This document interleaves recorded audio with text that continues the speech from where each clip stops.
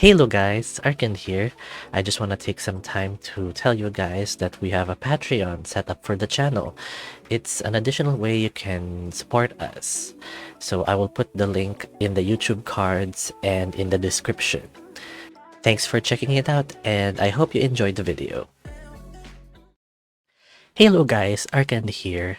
Here we have another toe dip. This time we'll be checking out Moontouched by S.Anima.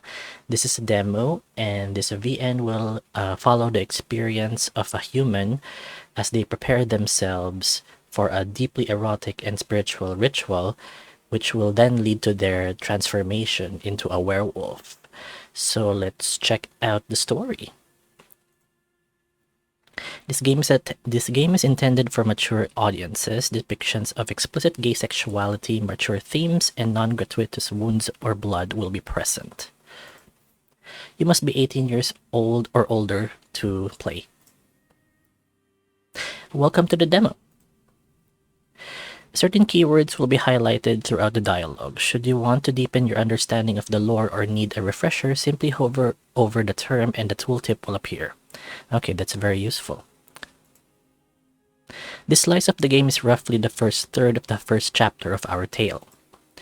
This visual novel will follow the experience of a human protagonist as they prepare body, heart, and mind for a deeply erotic and spiritual ritual that will see them transforming into a werewolf, a great and sacred honor in the world they are a part of.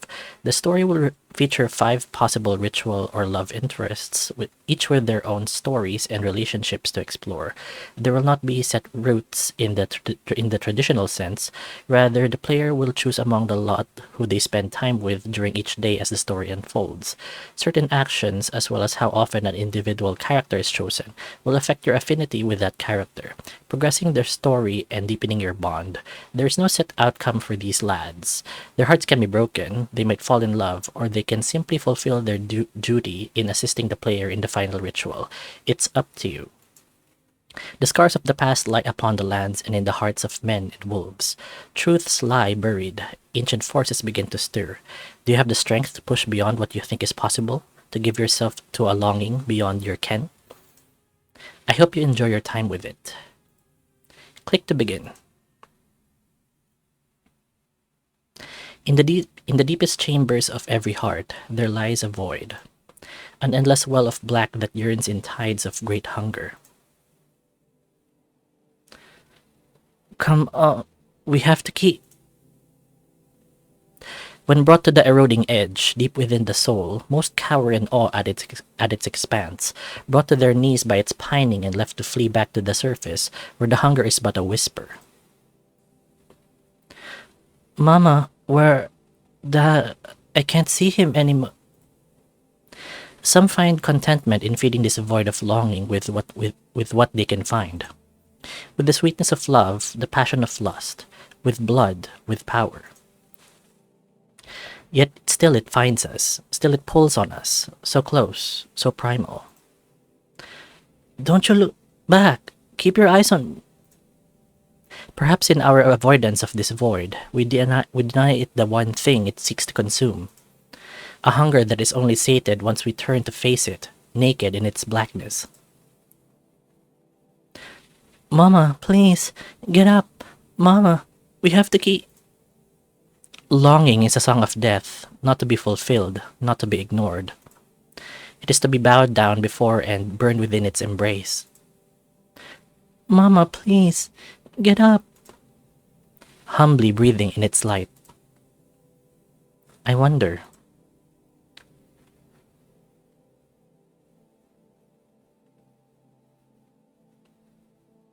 Do the gods feel it too?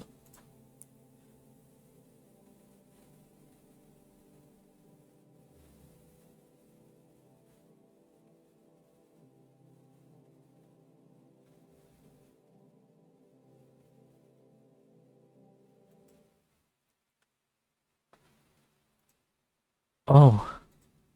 My voice quivers in streams made visible by the cold morning air. A dream. As I watch my words drift through what little light pierces my tent, my hand glides up the warmth of my side, fingers rippling over the landscape of muscle and subtle bones until I find it. A scar as cold as the air on my parted lips rests upon my ribs and pulls at the warmth of my palm. Before I slip deeper into contemplation, I hear a gruff voice bellow beyond the thin skin of my tent, a familiar voice calling my name. What do you hear? Oh, let's just go with the default.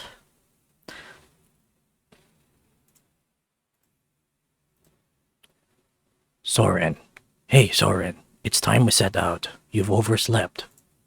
A grey paw pushes through the leather flap, delivering a torn piece of bread now being held inches away from my face. A chuckle breaks the lingering haze of my dream as I take the bread from his loose grip.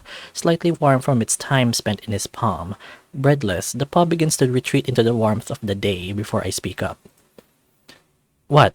Not gonna help me up? The reluctant paw halts and flops open. I grasp it firmly, knowing I'm about to be... Fuck, it's fucking cold out here! The young sun does little to soften the blow of the cold morning air hitting my skin. The hair on my limbs and chest rises in response as I reach for my clothes. Your fault for sleeping naked. Eat that bread down and pack your things. That should warm you up. And savor it. That might well be your last meal for a while. The sight of Anoam banishes the last lingering emotions that my dream etched into my mind. We're set to converge with the Silver Bows party on the Southern Pass today. It's been, 5 years since we've seen our sister tribe? Six since the River Festival. Right. Gods, the River Festival. I can hardly remember that night. I certainly can. I glare at him through a smile and his tail slightly tucks, a sign his memory returned to him. I had to drag your drunken ass home. We couldn't even make it to your mat before you brought us both to the floor. That was fun, I think. You weren't exactly sound and sober yourself there, pup. I woke up to you curled up next to me. Took me a few baths to get all that drool out. Yeah, well, you made for good enough bedding. Speaking of, think we'll get to set up camp before the moon rises? Should take us the better part of the day to get to the pass at our pace. From there, we'll descend into the Cantaros. Should make it just in time for the opening ceremonies. You might have to set up in the dark, but knowing you, you'll be awake for a while. I happily chew at the bread, the smoke of the now doused fire at the heart of our little encampment fluttering between us. He came to me in my dream again last night, just before you woke me. Did he? No. Those will only get stronger as we draw closer to the end. Still, an auspicious blessing. His large paws begin to place a collection of tools and provisions back into his worn leather pack. Flakes of bread crust fall from his knife as he sheaths it before slipping it in alongside what I presume to be the rest of the loaf wrapped in old linen. And what did he show you? That night. His paws hesitate for a moment midway through his motions before stirring again, his calm eyes unchanged. It was almost a memory, the black trees piercing the snow, the fading warmth of her arms. It's already slipping away. The emotion was sharp, though. Then from the blackness, he emerged. The trees began to twist and veil like smoke. I felt warm. Perhaps it was a memory, after all. I let his words hang for a moment. His voice sounds heavy and reflective. I do remember a wolf approaching that night, yet the last time I checked, you're not a deity. Unless you're the weeping wolf incarnate, and you've been a better liar than I thought. The weeping wolf is Odirime, the great bestial spirit of frost, who spurned his maker, cast the land in ice in a final attempt to save mankind long ago, in the waning days of the rending war. Banished to the chill of the moon for his transgressions, he forged the tether between beast and man, giving form and divine covenant onto those sacred Moontouched, that he might walk the earth once more through their eyes. I break my sight away from his smirk to eye his tail gently gliding across the ground, wet leaves and mousetail twigs clinging to it briefly. Alas, I am not he, and you're lucky for it. One might wonder if divinity itself would be enough to humble the likes of you. Hey now, I'm only disrespectful towards you. I'm touched. We share a light laugh in the rising sunlight. Odirime saved you that night, not I. He led me to you and your mother. When I found you, you were all but ice. He glances up, piercingly white eyes meeting mine before they fall upon my scar. The mark he left is as much a blessing to your soul as it is a curse unto your life. For you to awaken as a moon called, it is similarly my greatest source of pride and perhaps my deepest well of fear for you. Moon called, a young human men who, upon hearing the call of the weeping wolf resonating through their souls, undertake a pilgrimage to the sacred lands of the Cantharos to surrender their humanity to their lunar maker. Anoam, you know as well as I that the call pulls at me. I can do this. My body feels strong enough. If Oderheim did save me that night, then he guides me yet again onto the Cantharos to meet those called and changed before me, and to become Moontouched in turn. Oderheim is, yeah, we already saw that, Cantharos. Cantharos is a great crater nestled in the heart of the realm, a chalice holding ancient memories of times lost, when great spirits walked the earth. Now men and wolves alike travel onto the sacred rend at the call of the moon, to receive its bestowal in reverent duty. Moontouched are blessed beings who, upon the consummation of their training and rituals during the moonfall, are granted spiritual audience with the weeping wolf. No longer merely men, these blessed ones clad themselves in earth and element, forming a body of fur and fang in service to the great bestial spirit, Oderheim. Just as you did. I know, Sorren. I've known this day would come, though I never realized how quickly it would arrive. He clears his throat gently and rises with his pack in paw, slinging it over his shoulder and adjusting its position to better fit across his broad back. I see the fire in you is strong. That's good. You'll need it for what's to come. But for now, you're still a pup, and one that's holding our journey at port. Pack your things. I smile and offer him a grateful nod before turning back towards my tent, the leather flap now warm in my hands. Sorren? When I turn back around to face him, his eyes have a whisper of sadness in them. Did he speak to you? No, he didn't. Just fixed his eyes on mine as the dream began to tear around us. First thing I heard was you calling my name. Anoam gives a slight nod before returning to his preparations. It takes just a few moments for me to collect my things together. We packed as light as possible for what has already been nearly 2 weeks on the road. I forced my now rolled tent into my pack alongside my cherished deerskin mat before pushing my hand deep into the pouch on the side, fingertips searching for an old friend. There you are. Warmth seeps into my fingers as I pull out the familiar stone from its nightly resting place. Its smooth black surface glints slightly in the light. I bring it to rest against my scar, the warmth spreading across my ribs and the ambient pain I've learned to live with quelling in its gentle glow. I am surprised that still soothes you. Most of its quality would have long since lost its magics. I wrap a thin linen bandage around my torso, making sure to secure the stone in place at the heart of my scar. Well, I suppose I truly am blessed then. It has begun to fade, but she still keeps me warm enough. Still grateful for it. Anoam smiles warmly, probably feeling proud of the gift he gave me many moons ago, as I pat at my side happily. Maybe we'll find another in the Cantharos for you. Come on then, we've a long day ahead of us. Anoam takes care to spread what's left of the wet ash and fading embers before unceremoniously turning to leave. I can't help but steal one last lingering look at the small campsite that housed us for the night before shifting my gaze out onto the wide wilderness, lying naked before me. My heart quivers slightly. We're nearly there.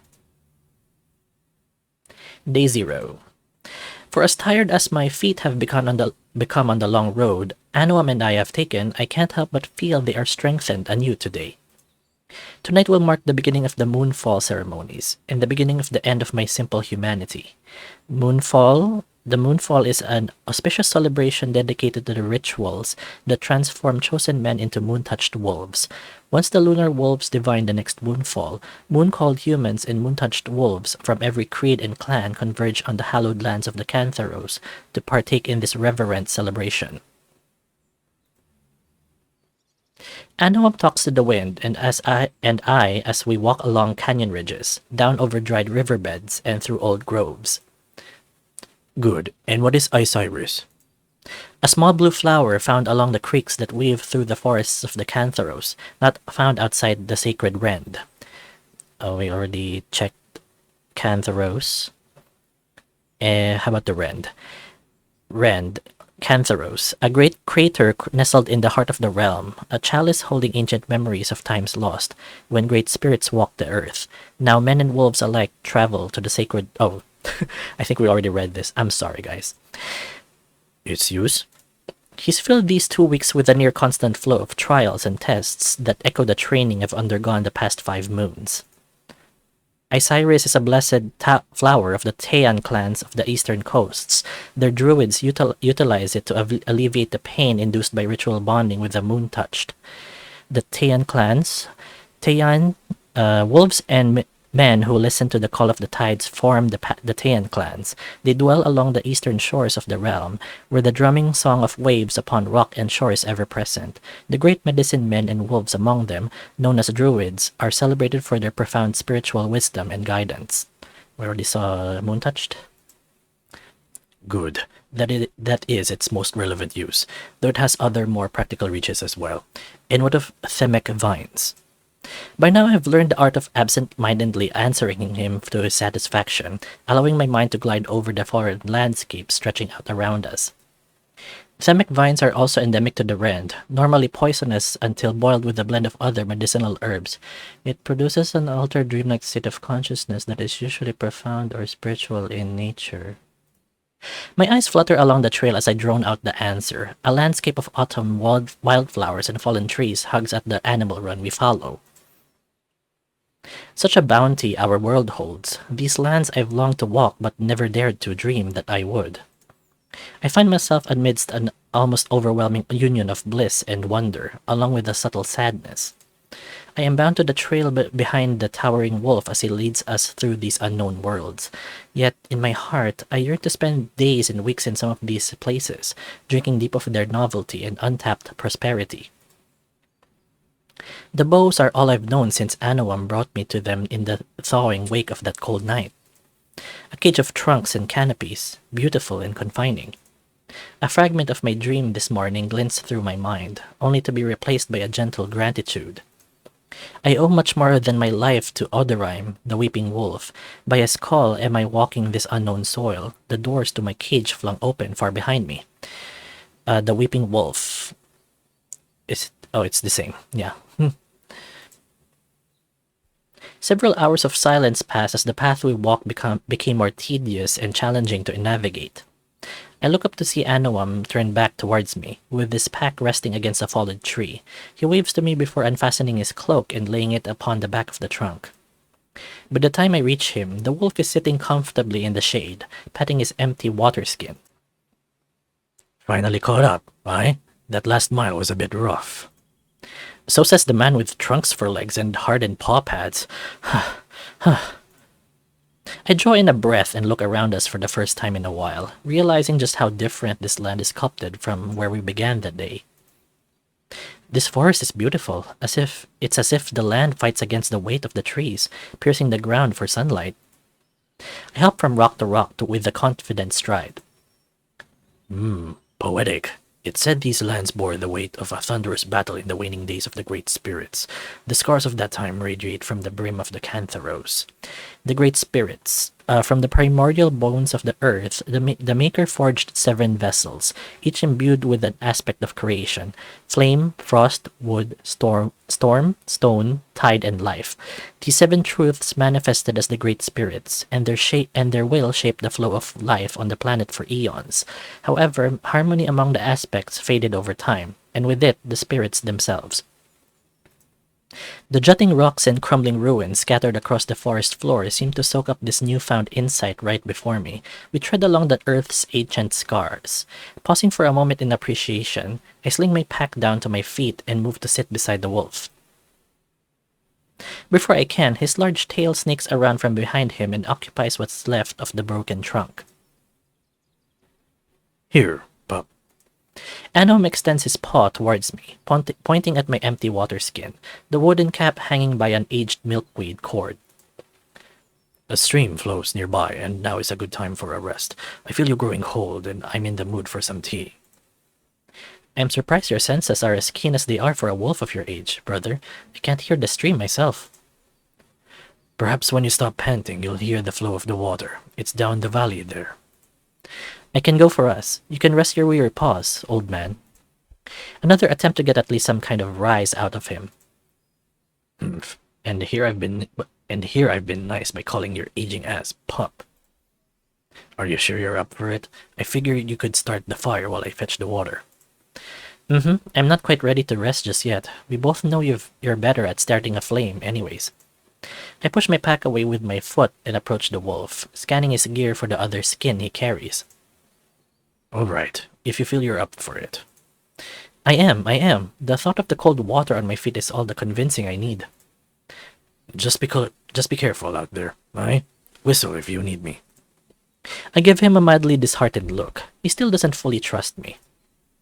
Better to err on the side of caution is all I'm saying. The stream isn't far. He nods his head back to the thick woods. I take the skin from his rough paw before kneeling to gather my own, then shift over to Anoam's pack to untie the third empty skin from its side. Understood. Perhaps I'll stop panting just long enough to hear it. We share a playful smile before I head out. Before long, I hear the soft murmur of the stream beyond my sight, weaving through the crags and trees.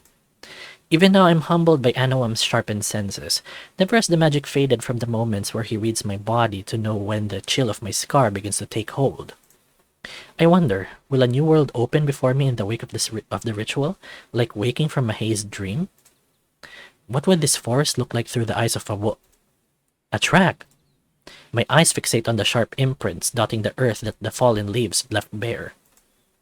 I don't bother searching for the subtle deteriorations that time leaves on a track more than a day or two old. These are fresh. My fingers push into the sides of the track lightly. Moisture draws out of the walls as I prod. Very fresh, a few hours at most. I scan outwards from the first set as I lower their water skins down onto the forest floor. There. 4 digits, the outer 2 slightly fanning away from the center. A deer fox, perhaps? A female, if I'm right. The tracks dance along, displaying the alert yet confident stride of a fox that knows these woods well, heading down to the stream for a quick drink. I get down low and follow along the indentations and displaced debris, careful to not get ahead and disrupt them. An abrupt pause, and a timid step backwards. Something took her notice. A threat. Here, a set slightly deeper than the others, images of her crouching down low, her weight given the time to sink down into the soft floor, dance across my mind's eye. She takes a few cautious steps forward, heading for the safety of a rock formation piercing through the thin trees. I'm practically crawling now, stepping through the woods with my hands and feet, mimicking her steps with my own, my heart pounding as if it were I who was being hunted. A deep track tearing through the mud and moss as she makes a drastic pivot, a broken twig, a trampled fern. She's almost to the rocks, and then...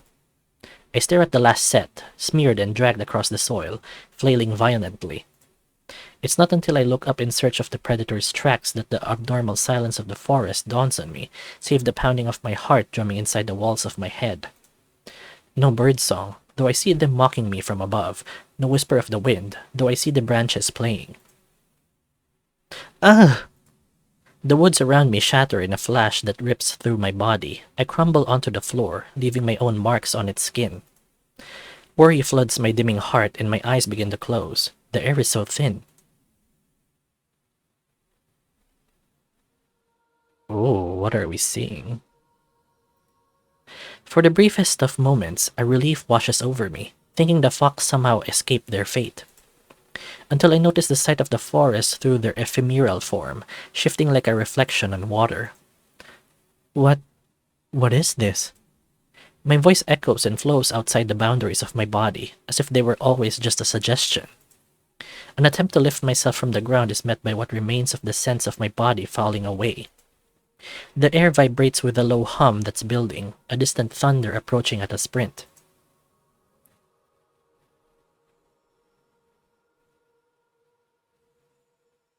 Who? The figure, comprised of veils of light, delicately enfolds its shimmering arms around the fluctuating body of the fox. She feels at once familiar and as alien as the darkest stars in the distant night sky. Mother?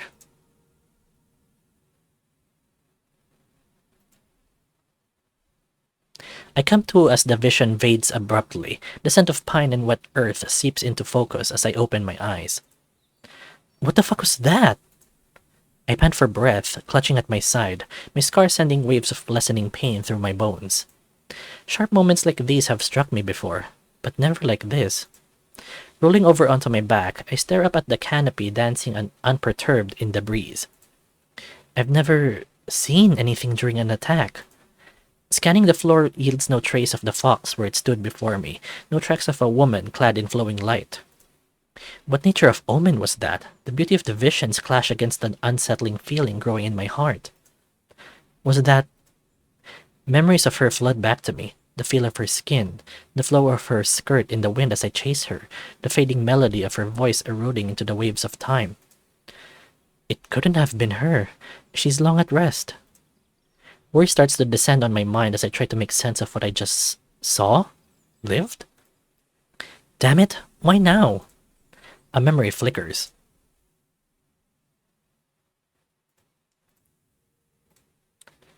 Sorren, I'm just concerned for you. Calm down. Anoam blankets my shoulders with a paw and looks into my eyes as I let out a tired sigh. Anoam, we can't afford to sit in the bows and wait for a day that may not come. What if I never improve? Who can say that I will? I am moon-called. I'll be ready. I must be. Odorim howls to me, calling me to the rend, calling me to give myself, just as he once called you. Anoam stands silently for a moment before I'm pulled into an embrace, my face nestling into the thick fur of his chest. Sorren, being moon-called is one thing. Fulfilling that calling is another. The ritual is as much a physical trial as it is spiritual. Even a healthy man's body would be pushed to its limits. You have to understand where I'm coming from here. His heart beats through the thick muscle of his chest, slow and rhythmic. He's not awash in his emotions as I am in mine. And I respect that, as I do you, always. But I've been stable these past several months of training, and what happened today wasn't anywhere near what they used to be. Anoam, I can't continue to wait. The seasons that pass are losing their colors in my heart. It feels like the roots of the boughs are closing in around me and the air is growing still. I feel trapped. I'd rather follow this calling until my body gives way than to spend what's left of my soul waiting here. His broad jaw comes to rest on the crown of my head as his embrace tightens with a deep breath, pushing at me through muscle and fur. I hear you, Sorren. I will never be a force in your life that binds you. I promise you that. Yet still I worry. Will you allow me to come with you? I open my stinging eyes. Anoam, you would return to the Cantharos for me? I had thought... A deep chuckle rumbles out, and a series of pats on my back keep me from finishing what he knew I would say. Life is a flowing river, brave pup, and it bends to the rhythm of change. It would be wise to follow it. I encircle my arms around his bulk, as though to hold us there in the fleeting warmth of that moment. Thank you. Before we end the video, I would like to give a massive thank you to our patrons. Your support means more than the world to us. It means the galaxy to us. Check out patreon.com/arkandray07 to be a patron today. Ciao!